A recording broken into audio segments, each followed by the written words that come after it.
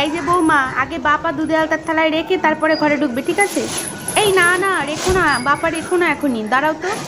আরে না, তুমি আপনারা ডিসাইড করুন, ততক্ষণ আমি কিটকিট খেলি। হ্যাঁ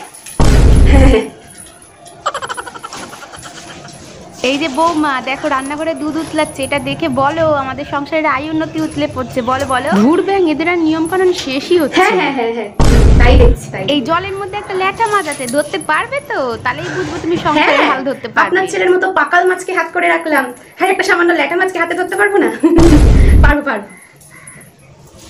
এইবার হচ্ছে আংটি খোঁজা, খুঁজে দেখো দেখি যে আংটি খুঁজতে পারবে তার হাতে এই সংসারের চাবি থাকবে, বুঝলে? দা দা দা দা দা দা।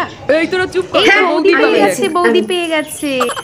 এই যে বৌদি, এত সহজে তো ঘরে ঢুকতে পারবে না, আগে আমাদের বকশিস দাও 20,000 টাকা, তবেই ঘরে ঢুকতে পারবে। হ্যাঁ তাই তো, এতক্ষণ ধরে এত নিয়মের পরে এখন তো তোদের বকশিস দিয়ে ঘরে ঢুকতে হবে। মনে তো হচ্ছে একটা তোমাদের জন্যই তো সব ঢুকে যাই।